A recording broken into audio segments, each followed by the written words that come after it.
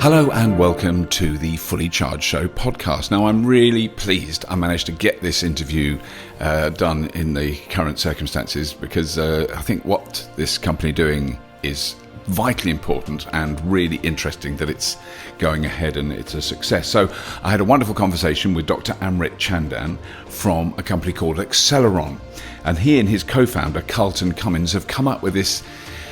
It's just a simple system to make sure that we don't throw batteries away. It's always been it's been a bone of contention with me for years when people say we're just going to throw the batteries away. We're not. No one's going to throw batteries away. They're much too valuable and they're much too useful, as Aceleron have proved. So they are repackaging batteries from all sources into useful systems of localized energy storage. And they know because they come out of a scientific background that these things last much longer than anyone thinks. So it's a really, really interesting topic. What Aceleron are doing is incredible and very important. So please welcome to the Fully Charged Show podcast, Dr. Amrit Chandan.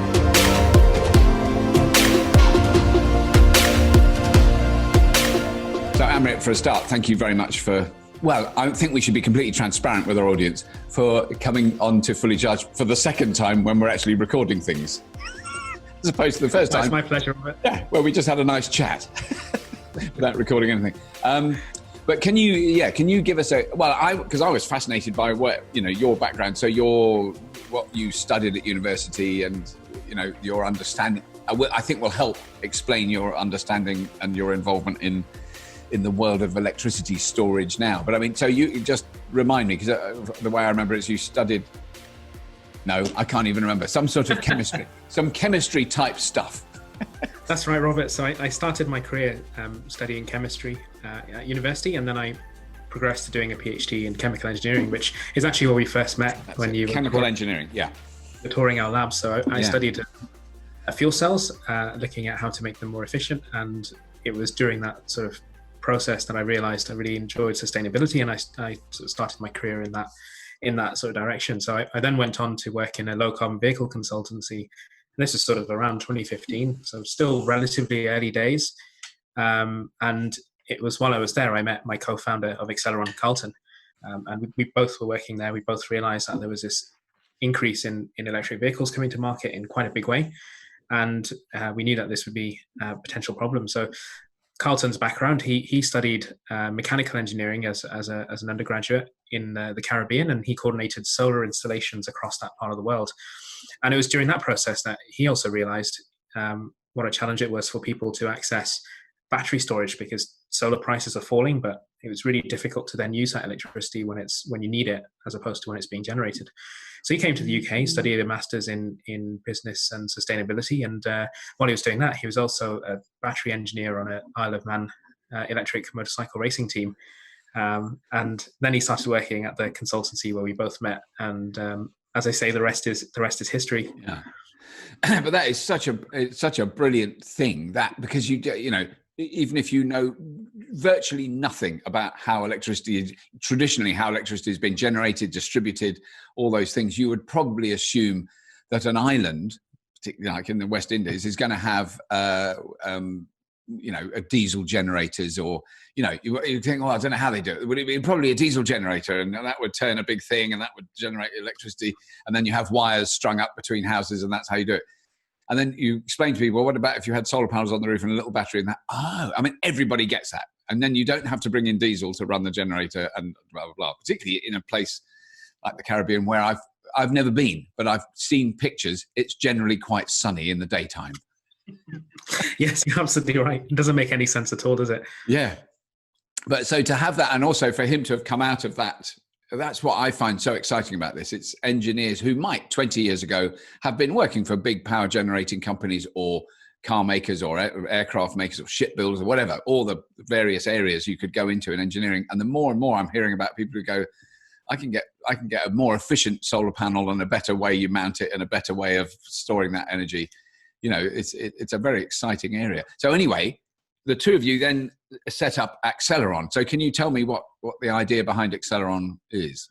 Yeah, it really sparked off as a lunchtime conversation, as I think many sort of good ideas do. We both, as I mentioned, knew that electric vehicles are coming to market, and they definitely are in quite a big way. But we both recognized that there just wasn't a good way, and there still isn't a good way of dealing with the waste that they generate in the form of the batteries.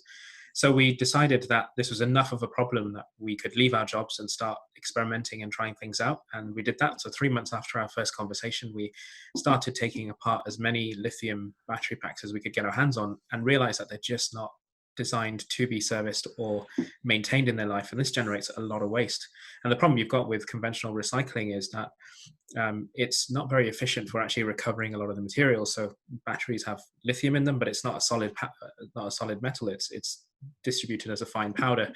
And because of the low market value of lithium, it's actually pretty difficult to economically extract that lithium from the battery. So we are finding at the time, certainly, that over 70% of that lithium is lost in the recovery process. Right. So it's just heading for another situation that we have at the moment with fossil fuels. It's the finite resource, and we're taking it for granted.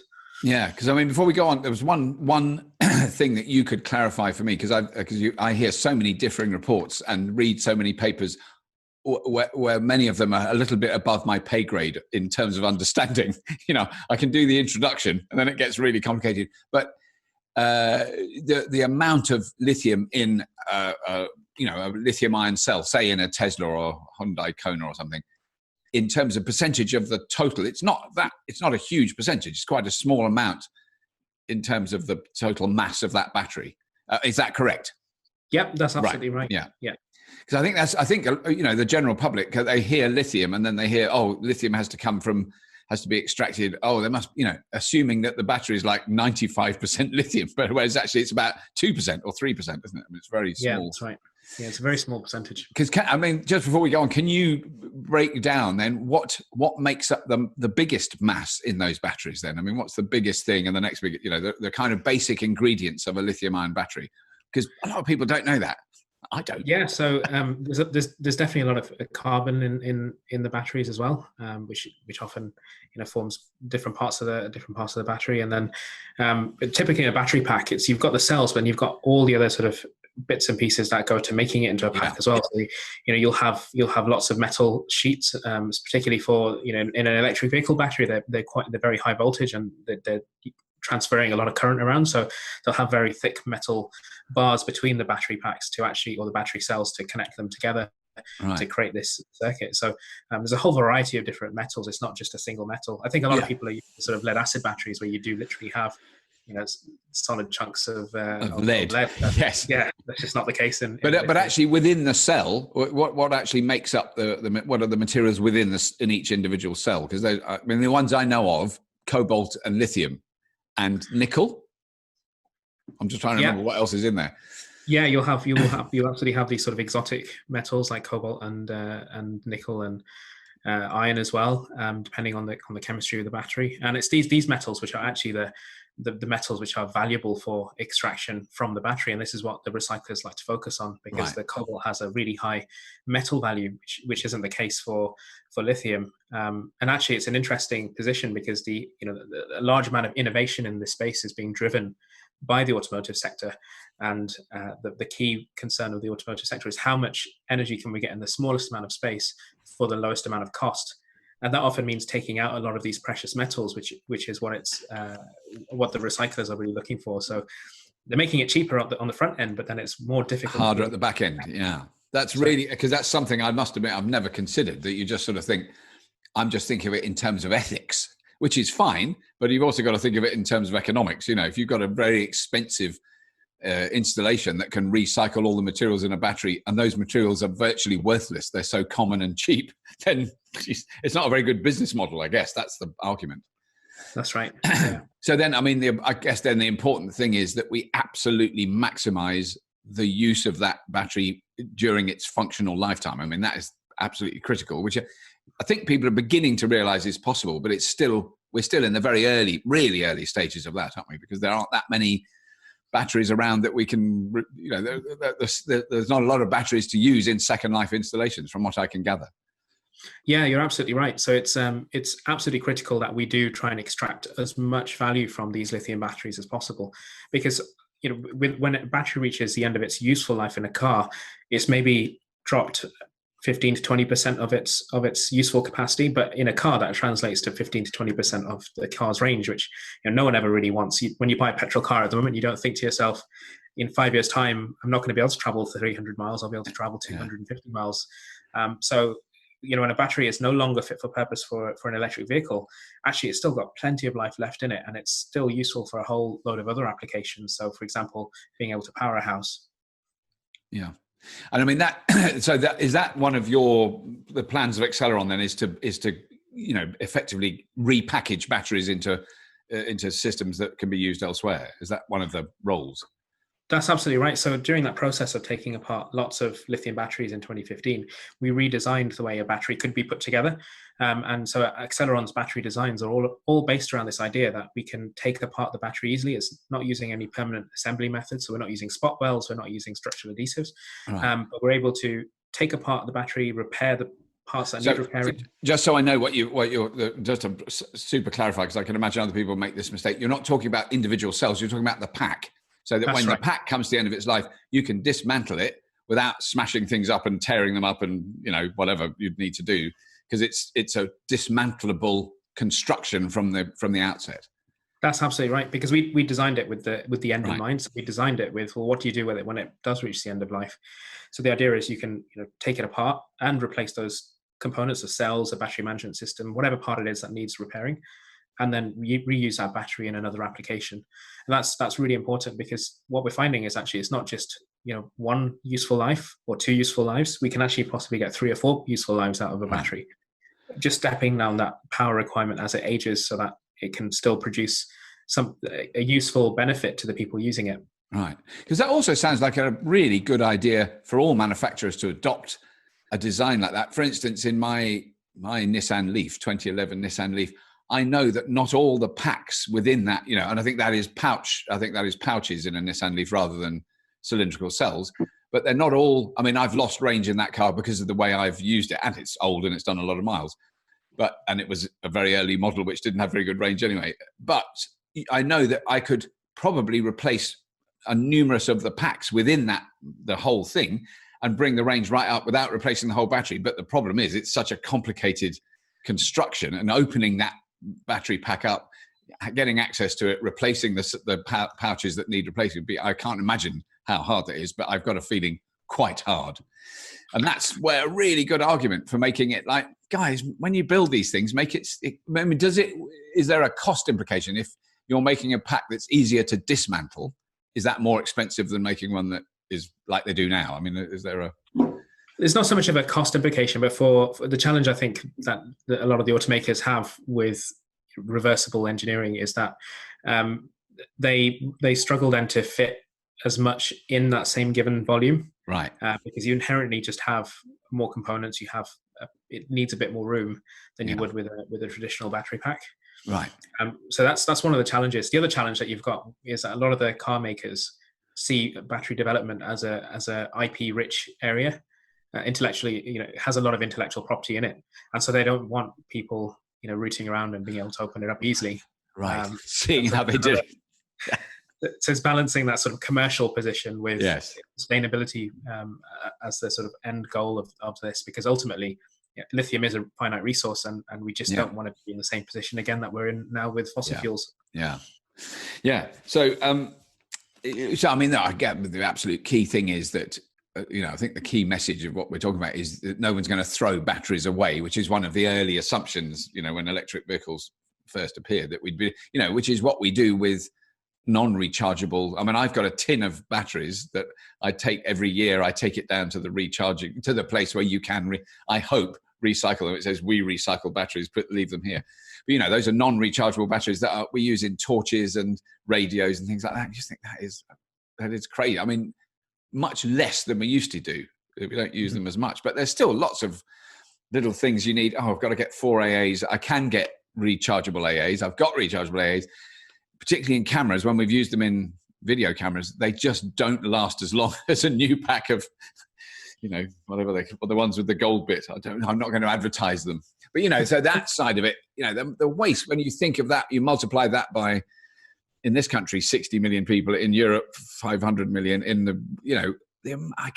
I dread to think what we've thrown away in terms of batteries in the last 25 years. It was just monstrous, isn't it? And they're in the ground now. And the problem's only going to get bigger as well, because at the moment, there's a capacity of about 300 odd gigawatt hours worth of lithium batteries being produced annually. Wow. And that's set to increase up to 1,200 gigawatt hours, over a terawatt hour worth of batteries being produced every year, with, at the moment, no clear way of dealing with that waste beyond sort of inefficiently recycling it, which it's one of the reasons why, as a company, we wanted to take this approach of maximize the usable value so that we can offset all of the carbon that's gone into producing it, and really maximize the carbon savings that it will have over its lifetime. Yeah. And so the other advantage is, say, there's a battery pack that's been made while we're talking that's, 10 kilowatt hours or something.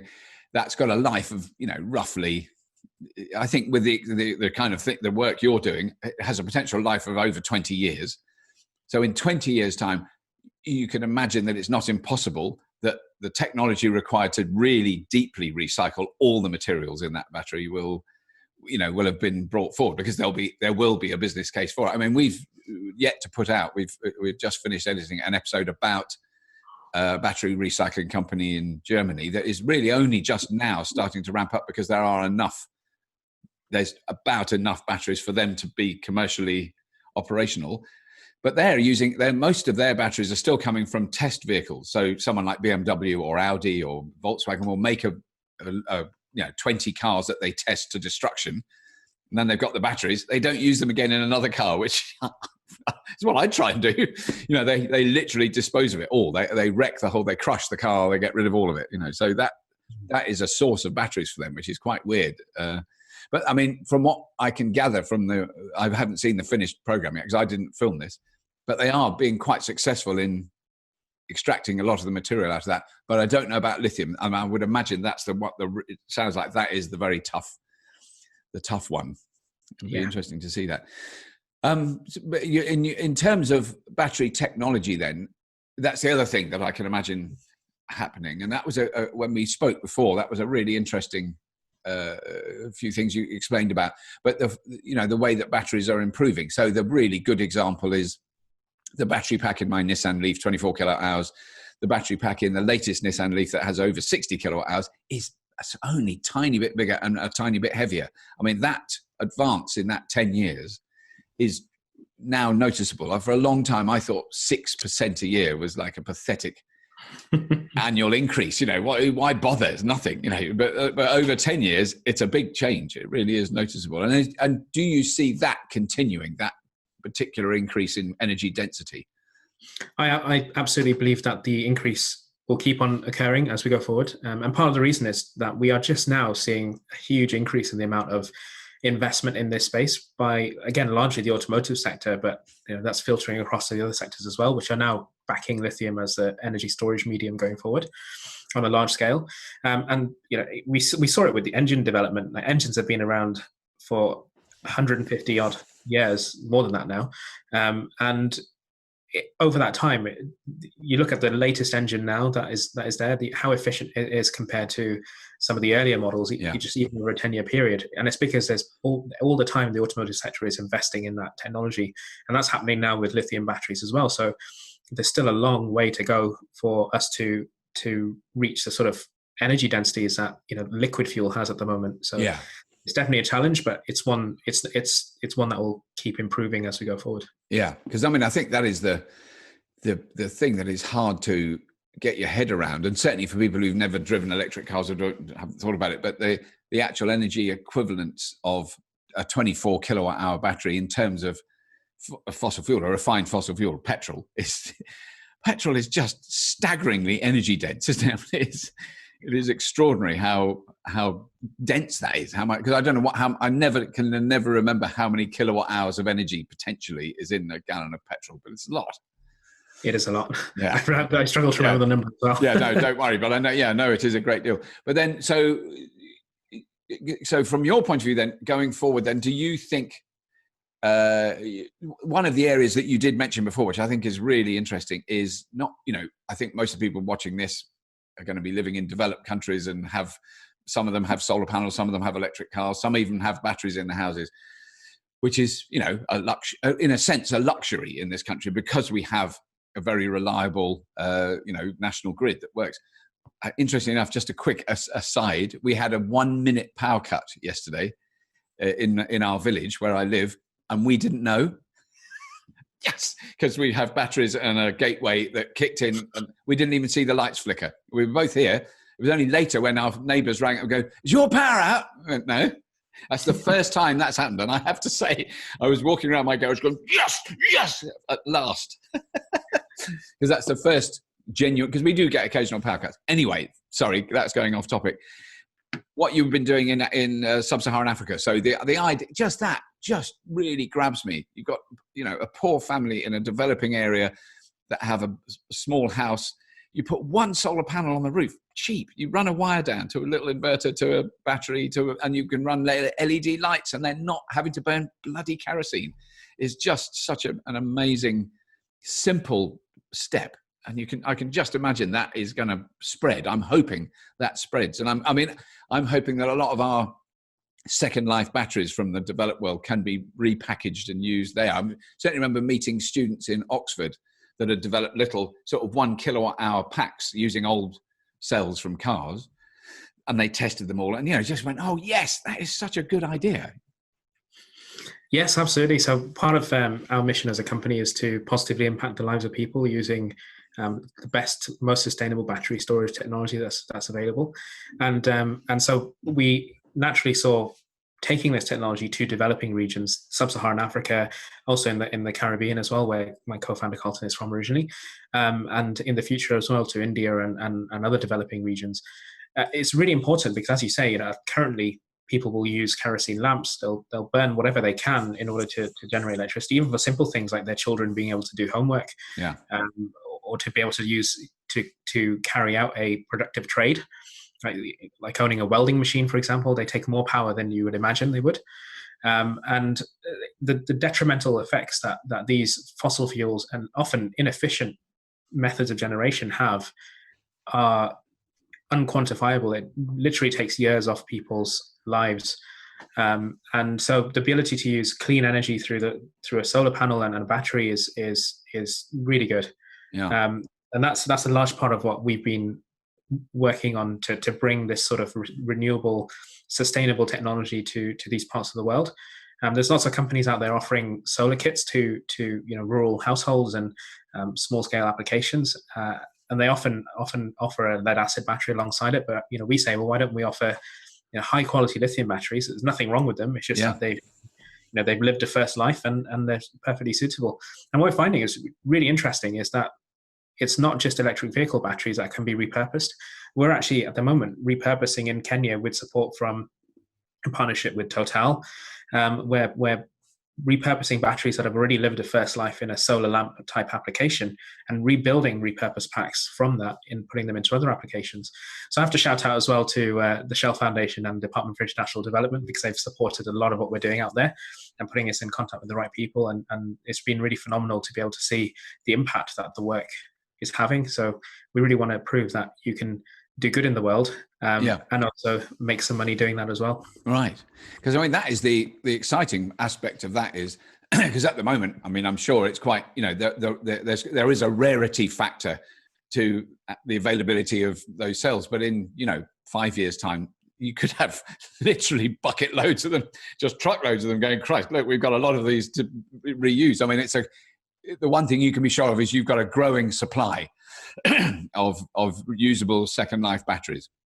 You don't need to worry. Right. It's not going to run out, is it? You're not going to go, oh, we've used them all now. That's a shame. No, it's only going to grow, especially as the production capacity of first life batteries grows as well. Yeah. Because the other thing, I was talking to a man yesterday about the million mile battery. So it's the concept that it's very, of course, who would advertise the million mile battery? Let me think. Which major figure in the electric vehicle firmament? It was Elon Musk was boasting about they're going to start building Teslas with million mile batteries. which is, and I think it's basically it's over 2,000 recharges. Because that's the other thing you'd get this. You wouldn't have any problem with this, Amrit, but it's really difficult for me. 1,000 recharges doesn't sound like very much, because I'm thinking you're doing 10 a day, but you're not. If I counted up the amount of times I've recharged the Leaf, it's still in the low hundreds. I mean, it is, it's 10 years, it's a few hundred, but it's not 2,000. But that's what they're talking about, is how many times you can charge and discharge a battery. And the idea being that if it's over 2,000, it's potentially 1 million miles that the battery has that. Because that's the sort of thing that's going to, but then presumably after 1 million miles, I'm just worried about the long-term future of second life batteries. But after 1 million miles, say that was conceivable and it does that, after 1 million miles, you take that battery out, they're not going to be empty. They're not going to be dead, are they? They might have another 40 years of useful life. Yeah, you're absolutely right, Robert. There's still really a lot of value in batteries, especially ones that have come from high power applications like a car, because the power demands are so great. Like, you put your foot down, you expect that acceleration. But there's so many applications that just don't need that. But the sort of advances in the automotive sector will really pay dividends for how long and how cheap the technology gets. Yeah. And in terms of battery chemistry, just to explain, I mean, if you could explain that, the enormous impact that driving with a battery. So it's a huge demand on the battery, and then, and then rapid charging, all those things. But if you take it out of that and just put it in a box on a wall, let's even say in a house here, it can take in maybe 5 kilowatts. It can produce maybe 5 kilowatts. That is pathetically nothing. That is like you're cruising down a narrow road at 2 miles an hour. That's all the pressure that's putting on so which is why, like sending it on holiday. Yeah, they're having a lovely holiday. It's very, very gentle usage of them, isn't it? But I mean, in terms of those cycles, when they say, because this is sort of aspects of batteries that I'm fascinated by but struggle to understand. If you do charge and discharge a battery 2,000 times and it loses capacity enough to make it not that good in a car, presumably you can then charge and discharge it another 2,000 times. Yeah. It's not going to, I mean, that's the question. Sorry, I'm struggling to get to the question. In the lifetime of a battery, it doesn't sort of gradually go down and then fall off a cliff. It just keeps gradually going down. Is that correct? That's the big difference between lithium and lead. So lead acid batteries will literally get to a point. They do, don't they? Just drop. They take a nosedive. But lithium is pretty consistent in the way it sort of degrades and trends towards failure. Right. So yeah, if you've got 2,000 cycles of really intense usage, and it will cause a lot of degradation. If you then use it in a much lower power application, you can still get a lot of cycles out of that. Right. Before it's no longer fit for purpose in that application. Yeah. So what are the next steps then for Aceleron? What are the next plans? Well, so it's a bit difficult at the moment, I admit, because no one's doing anything. So you've got a perfect excuse. You just say, we're doing nothing. I'm sure you're doing something. Yeah. We always have to, we're always looking at what we're doing. And we're always looking at innovations in the battery space, and especially in our own technology. How can we make it so that it's cheaper to use, it's more effective and easier for people to use? So actually, we've got some really exciting projects coming on, especially in sub-Saharan Africa, where we're looking at expanding, with the likes of Total. And we just received actually a month ago a CLASP Global Leap Award, which is all for dealing with solar e-waste in the sector, because it is becoming a hot topic issue within the space. So, with that, sorry to interrupt. With that, are you talking about literally solar panels? What you do with solar panels at the end of life? Is it that, or it's all the e-waste? It's everything. So it's primarily the big issue at the moment is the battery, being able to do something with the battery. So that's what we're looking at. And we have a repurposing facility in Kenya at the moment where we do a lot of repurposing, and we're looking to actually copy that into the surrounding countries as well. So we'll be opening up in Rwanda pretty soon, and in other parts of East Africa. Yeah, that's the one thing. As a friend of mine who works in Rwanda regularly, and he's an American, and he loves going there. He teaches video production techniques, but he has he uses the internet there because it's faster than his office in San Francisco.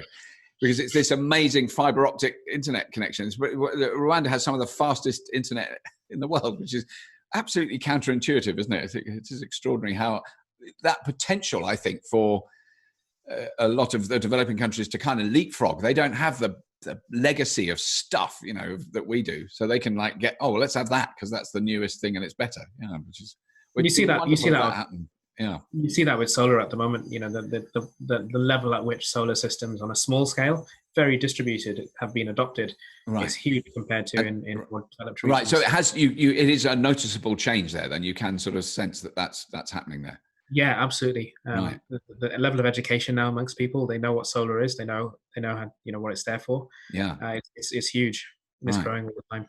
That is fantastic. No, I so really, really enjoyed talking to you, Amrit, because I really want to, in the future, I want to make sure we keep in touch with you and see what you're doing. And one day, because I've only ever been to Morocco, which is, I know it is Africa technically, but it doesn't because I was standing a friend of ours has a place in the desert, and I was standing looking south, going, I wonder what's there. I mean, it was a long way. It's a lot of sand to walk over to get anywhere but I'd love to go. Oh no, that's not true. I have been to South Africa because I drove the VW ID3 in South Africa. So I've been at the top and the bottom, but I've never been anywhere in the middle. So, I'd love to go and, it would be a wonderful thing to see how that is progressing. I don't know that it'll be me that does it, but fully charged should go there. Please do. Yeah. Please come out to Kenya where we've got a place. And, or if you don't feel like going so far, come up to Birmingham and we can show you what we do. That's true. Well, we can do, that would be really good to come up and see you, to actually see some stuff and how you do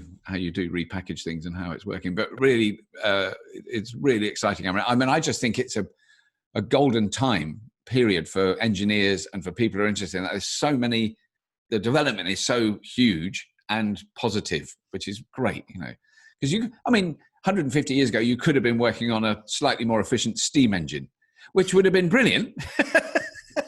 But it still essentially needed coal or wood to burn, and water and steam and oil, So I think it's really, I do really consider this period to be in a sense, a third industrial revolution. It's a kind of technological linked revolution, which what you're doing is very much part of.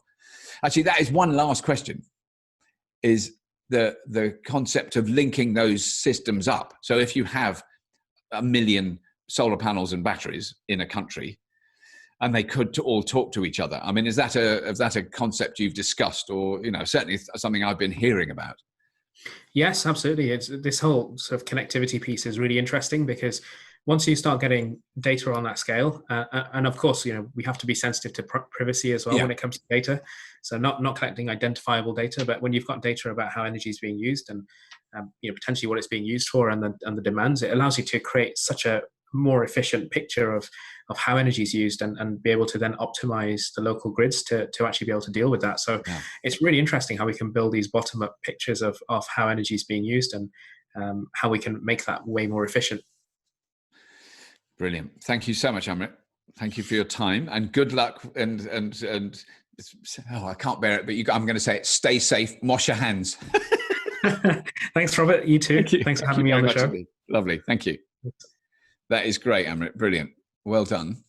I mean, is there any other bits you want to cover? Have I missed anything out? Or? I think I can't remember to be honest, Robert, I can't actually remember what we said last week. No, not me. No. I mean, we covered because I've got a list of things. So we covered the real kind of key. Oh, the only thing we haven't talked about is EcoCharger. Oh, yes. We should talk about that. Let's do that because I can cut that bit in. Okay, I'll jump into that. So I stopped the recording, so I'm just going to... Are you going to start it again? That's fine. Cool. So a few years ago, I went down to Devon and rode on a really cool electric quad bike, which I was because when I saw that you were involved with EcoCharger, I went, I know that name. What is that? What's EcoCharger? And I went, of course, it's the quad bikes, which was such brilliant fun. So what is your involvement with EcoCharger?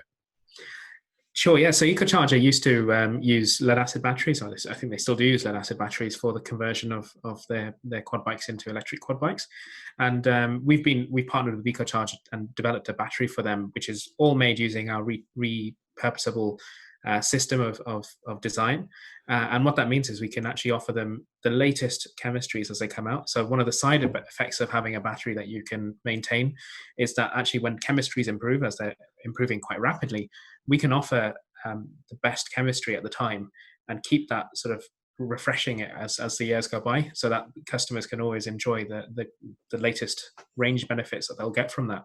Yeah, because I mean, presumably that for the same weight and size of lead acid, lithium. There's no. I mean, I do understand that you get a lot more energy stored in a lithium-ion battery. That's when you've got a restriction on the size and weight that you can do, which you would have with a quad bike. So presumably they're getting more kilowatt hours per pack. Yeah, that's absolutely right. They found typically that one of our lithium batteries was giving the same performance as 4 of their lead acid batteries, which is huge, especially when a single lithium module, maybe weighs 14, 15 kilograms, and a single lead acid module will weigh something like 35 kilograms. Right. So it's quite a weight saving. On a little quad bike, that makes a big difference. Yeah. Yeah. I mean, have you had a go on one? Unfortunately, I've not actually had a chance to go on one, but all of my team have. Right. So they've been quite fortunate, but I definitely plan to. I mean, it's just enormous. They're enormous. I mean, I'm always slightly nervous because they can also, you can get in trouble. I've had some mates who got in trouble on quad bikes. So yeah, you've got to be a bit careful. But I mean, just generally zooming around fields on and particularly on, that was one of the things we found was, they found on the farm, you ride up to some sheep on an electric quad bike, and they're not bothered. They just stay where they are. They're not all running away until you want. I mean, he uses them to round up sheep, so then he's got to kind of race up and down, which of course he loved doing. Did lots of wheelies and circles and donuts and all that nonsense. But you can ride through a kind of little wooded glade, and the birds are singing. It's just like you're walking because there isn't that with the noisy engine. I mean, it's a really, really cool bikes.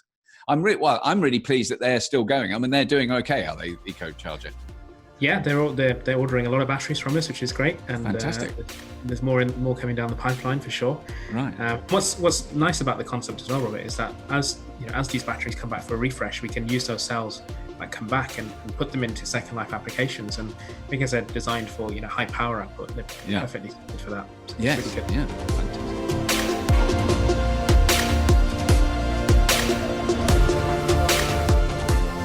Well, I really hope you enjoyed that as much as I did talking to Amrit. He's such a nice dude. Really enjoyed that episode, making that episode, and I just think, as I keep moaning on, how important that is, and the massive impact that batteries are having on I never imagined when I was a little kid that the ever-ready battery that I used to use in my model making would be as vitally important as it is. But it really is. Anyway, I'm not going to waffle on. Please do subscribe to the Fully Charged Show podcast. We're going to be putting out, we did have a little break, but we're back on the case now. Lots and lots of new episodes coming, some really interesting people I've been talking to. So there we go. As always, if you have been, thank you for listening.